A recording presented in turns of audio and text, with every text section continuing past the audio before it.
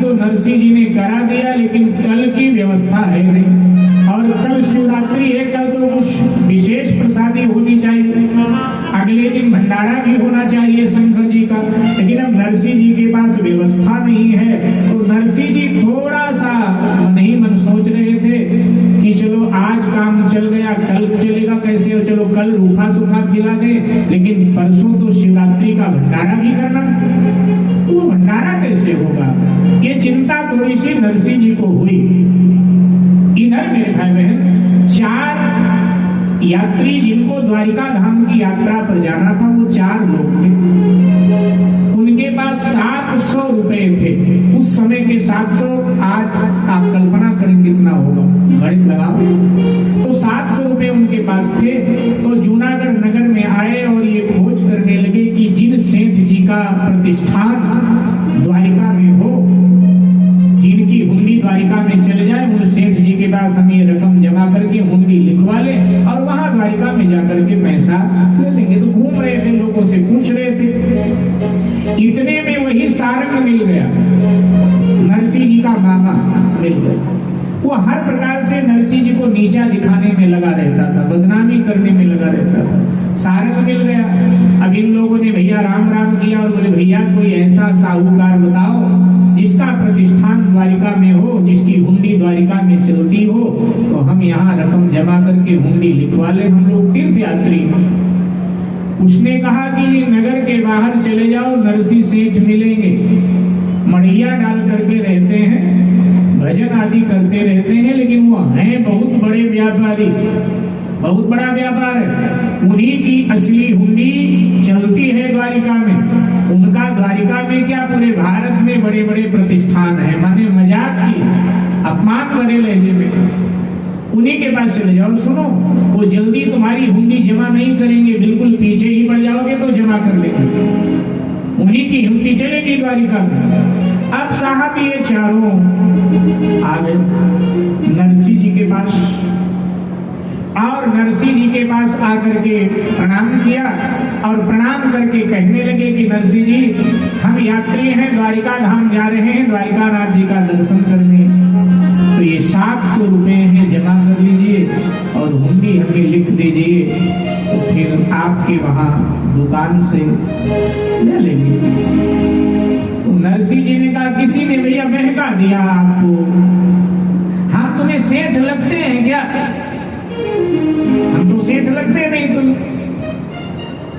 तो कहा कि नहीं नहीं, आप बहाना मत बनाओ, हमें आपके बारे में सारा पता चल चुका है, आप तो बहुत बड़े सेठ हो, लेकिन इन दिनों आप वो स्वयं भजन में लगे हो और आपके सेवक लोग सब व्यापार संभालते हैं और आपकी ये असली हुंडी द्वारिका की मिलती है। सो सेठ जी अब परेशान मत करो, लिख दो हमको, और हमें द्वारिका नाथ के दर्शन के लिए जाना है। बहुत आग्रह करने लगे, और जब बहुत आग्रह करने लगे तो नरसिंह जी ने विचार किया कि मैं इनको जानता हूं, ये हमको जानते हैं, अब हमारे द्वार पर अचानक आए हैं, तो जरूर सावल शाह सरकार ने भेजा। अब इनको हम निराश कैसे करें, और वैसे भी भंडारा मुझे करना है, रकम तगड़ा आ गया, तो अब जब आ रही है लक्ष्मी तो फिर हम क्यों ठुकरावें। और बस कहा कि ठीक है, लाओ जमा करो। और एक एक करके 700 रुपए चारों यात्रियों ने मिलकर नरसिंह जी के पास जमा कर दिए। नरसिंह जी ने कागज कलम लिया और लिख दिया, लिखी 700 की तुरंत हुंडी हो लाचार, और श्रीयुत सावल शाह जी देना इसे सवाल, श्रीयुत सावल शाह जी देना इसे सवाल। सावल शाह जी 700 रुपए इन्होंने मेरे पास यहाँ जमा किए हैं, आप द्वारिका में 700 रुपए अदा कर देना। और ये कह करके लिख करके अपना हस्ताक्षर नरसिंह जी ने कर दिया, कागज पकड़ा दिया, लो भैया। चारों यात्री बहुत प्रसन्न हुए, नरसिंह जी को बहुत दुआ दी, और दुआ दे करके साहब चारों यात्री चल पड़े। द्वारिका और यात्रा करते करते द्वारिका पहुंचे। यात्रा करते करते जब द्वारिका धाम में पहुंचे साहब, तो अब वो द्वारिका में गली गली मोहल्ले मोहल्ले घूम रहे हैं और पूछ रहे हैं कि नरसिंह जी का कौन सा प्रतिष्ठान है यहाँ। सावल शाह नाम का उनका कोई मुनीम यहाँ रहता है। कौन है सावल शाह? अब वहां के व्यापारी कहते भैया नरसिंह जी की कोई दुकान नहीं है। हाँ, कोई जूनागढ़ में नरसिंह भगत है, उनका नाम सुनने में आता है, बाकी नरसिंह सेठ हमने सुना नहीं, कोई दुकान नहीं, कोई सावल शाह नाम का उनका मुनीम भी यहाँ नहीं रहता है। किसी ने आपको ठग लिया है, आप ठगी गए। पहुंच द्वारिका में हुए वह यात्री बेहाल, और मिला न सावल नाम का कोई कोठीवाल। लगे सोचने विश्व में पैसा ही है साथ, और हरि कीर्तन भी ढोंग है, ढोंग साधु सत्कार। चारों विचार करने लगे सचमुच हम लोग ठगे गए। ये नरसैया शायद साधुओं की सेवा और हरि कीर्तन ये ढोंग करता है उसका, ये सचमुच में कीर्तन नहीं, ये कीर्तन का ढोंग करता है, साधु सेवा का ढोंग करता है। और इन तरीकों से गुपचुप नरसैया अपने जेब भरता है, और हमें लगता है सारंग उसका चेला है, चिड़िया फंसा फंसा कर नरसैया के पास भेजता। अच्छे हम मूर्ख बने, अपना और बच्चों का पेट काट काट करके हमने 700 रुपए जोड़े थे कि तीर्थ यात्रा करेंगे, तीर्थ में जाकर दान पुण्य करेंगे। लेकिन मूर्ख भी हम जैसा कौन कि चांदी के 700 रुपए देकर ये कागज का टुकड़ा लेकर के आया। गए पैसे ना घर के काम आए, ना धर्म के काम आए, बेकार हो गया। अब तीर्थ यात्रा कैसे सफल? बड़े चिंता में पड़े। अच्छा मेरे भाई बहन बुरा लगे तो क्षमा करना, कुछ विडंबनाएं भी तो हमारे यहाँ हैं।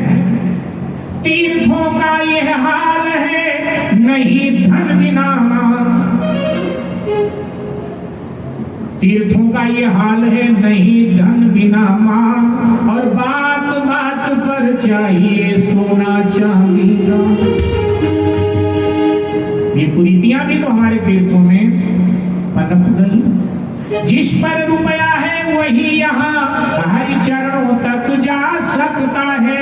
रुपया ही यात्रा सफल हुआ, पंडा से कहला सकता है। रुपया ही यात्रा सफल हुआ, पंडा से कहला सकता है। पंडा से कहला सकता है, पंडा से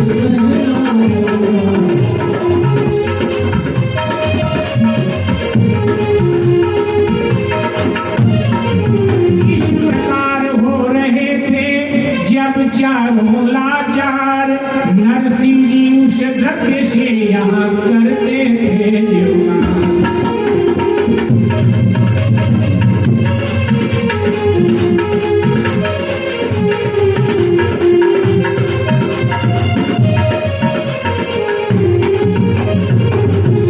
उधर वो चार इस तरह से सोच सोच कर लाचार हैं, परेशान हैं, और इधर नरसिंह जी 700 रुपए जो मिले थे ना, उनसे नरसिंह जी साधु ब्राह्मणों का जीवनार करवा रहे। सोच रहे थे हृदय में वह सेवक निष्काम, भंडारा ये दास का है श्री हरि के नाम।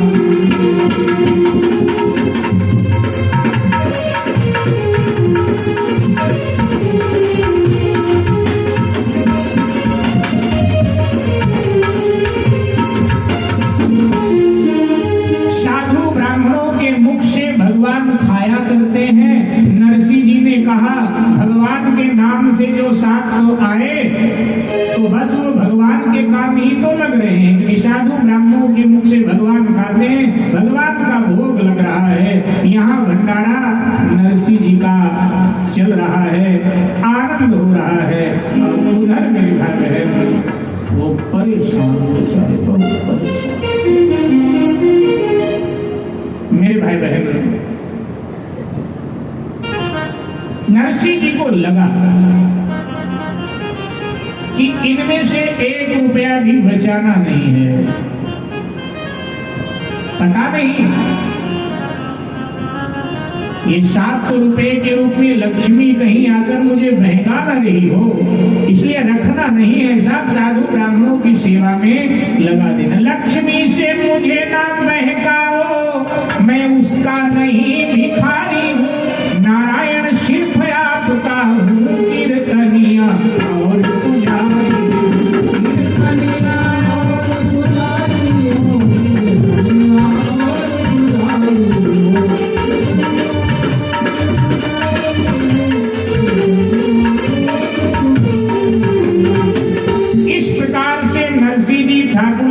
बातें कर रहे हैं और साधु ब्राह्मणों को जिमा रहे हैं, लेकिन उधर मेरे भाई बहन द्वारिका धाम में 4 यात्री बेचैन, व्याकुल, परेशान, सामलसार नहीं मिल रहा है, और उधर मेरे भाई बहन द्वारिका नाथ भी मंदिर में परेशान। 700 की हुंडी सकारनी ही बोली, वो भी परेशान। इधर द्वारिका धाम में था भक्तों का शोर, कृष्ण कृष्ण श्री कृष्ण की ध्वनि थी चारों ओर। द्वारिकानाथ के दरबार में हजारों की संख्या में भक्त खड़े, द्वारिकानाथ का पट बंद है। यात्री जय जयकार कर रहे हैं कि पट खुले तो द्वारिकानाथ का दर्शन करे, लेकिन पट खुल नहीं रहा है। यात्री आतुर थे दर्शन को, आंखों के सम्मुख पर्दा था, हो गया समय घड़ियाल बजा, पट फिर भी आज न खुलता था, पट फिर भी आज न खुलता था।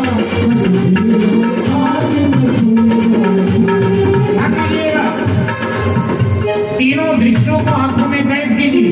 नरसिंह जी उधर भंडारा कर रहे हैं, इधर 4 यात्री बेहाल सामल शाह को खोज रहे हैं, इधर द्वारिका नाथ जी का जो मंदिर है भीड़ जमा है, जय जयकार हो रही, श्री कृष्ण की जय हो, रुक्मणी की जय हो, श्री कृष्ण की जय हो। पर्दा खुलने का समय हो गया, घड़ियाल बज गया, लेकिन पर्दा नहीं खुला। क्यों? पुजारी जी श्रृंगार कर रहे थे भीतर, अब श्रृंगार पूर्ण हो तो पर्दा खुले ना। आज ठाकुर जी श्रृंगार स्वीकार ही नहीं कर रहे। क्या होता है? केस लगाते हैं, अब मुकुट लगाने लगे, तब तक केस गिर गया, अब फिर केस लगाते हैं, मुकुट लग चुका था, मुकुट गिर गया, अब मुकुट केस जैसे तैसे लगाया, तिलक किया, तब तक अचानक कुछ और श्रृंगार करने लगे तो हाथों से तिलक कुछ गए, माने गड़बड़ हो रहा है। ठाकुर जी श्रृंगार स्वीकार नहीं कर रहे हैं। कोशिश में बड़ा पुजारी था, वस्त्रालंकार पूर्ण कर दो, वस्त्रालंकार पूर्ण कर दो, वस्त्रालंकार पूर्ण कर दो। बाहर है भीड़ महाभारी, झटपट श्रृंगार पूर्ण कर दो, झटपट श्रृंगार पूर्ण कर दो, श्रृंगार पूर्ण कर दो। लेकिन क्या जाने क्या कुछ था, चीजों पर चीजें होती थी, चीजों पर चीजें होती थी। वो कितनी जल्दी करता था उतनी ही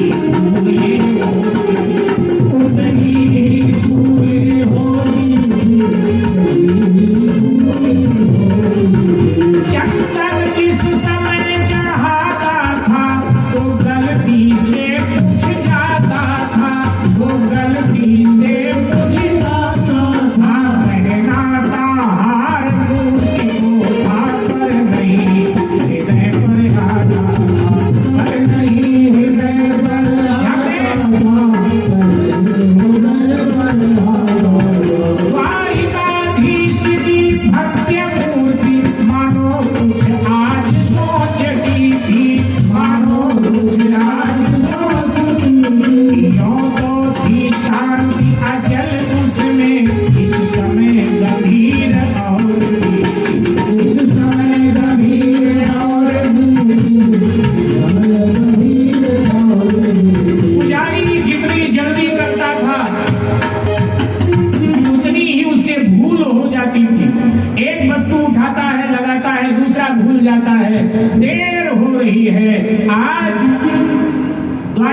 द्वारिकाधीश की शांति मूर्ति में आज चंचलता का दर्शन, अशांत हो रहे हैं द्वारिकाधीश।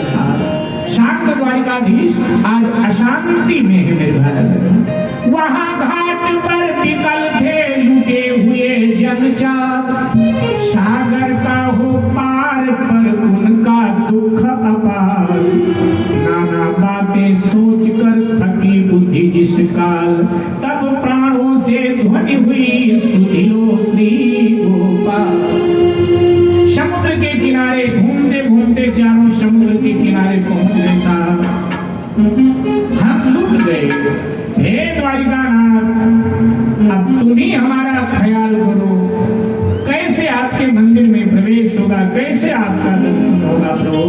कितनी दूर से हम आए थे, कृपा करो। और जब इस तरह कातर हुए दुख से, तो हारे को हरिनाम चारों कीर्तन कर गए। बोले भैया भूख से प्यास से मर ही जाना, दान पुण्य के लिए कुछ नहीं, भोजन के लिए कोई एक भी पैसा नहीं, मरना ही है। तो द्वारिका धाम में मरेंगे हरि नाम कीर्तन करके, साथ कीर्तन करके।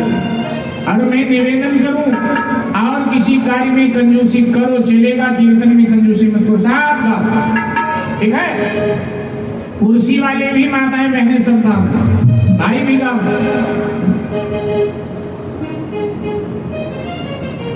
गाने में कंजूसी नहीं करना चाहिए।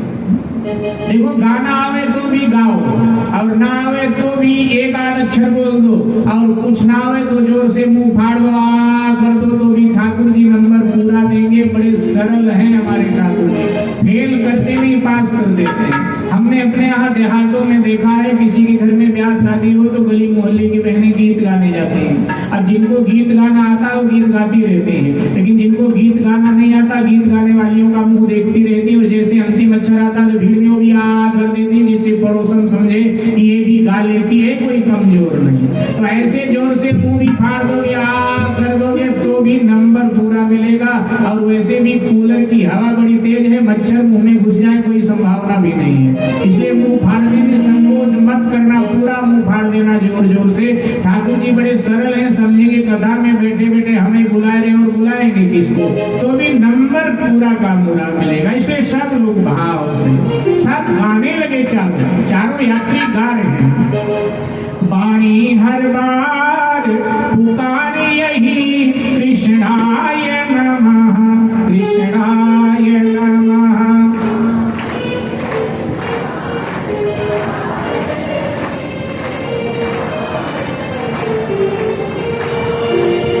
थोड़ा और हिम्मत दो, थोड़ा सा 19 से थोड़ा 20 हो जाओ। वाणी हर बार पुकार रही, कृष्णाय नमः।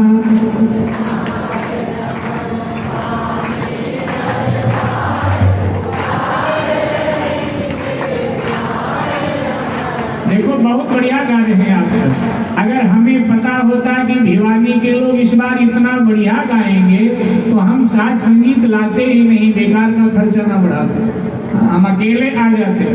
पुराने जमाने में ऐसे तो कथा होती है, व्यास जी होते थे, नीचे श्रोता, ऊपर से व्यास जी गावे, नीचे से श्रोता ताली बजा बजा के गाते थे, कथा हो जाती थी। अब श्रोता थोड़ा आलसी हो गए तो व्यास लोगों को पूरा टीम, पूरी मंडली रखनी पड़ी गाने बजाने के लिए, क्योंकि आप लोग कंजूसी करते हो गाने बजाने में।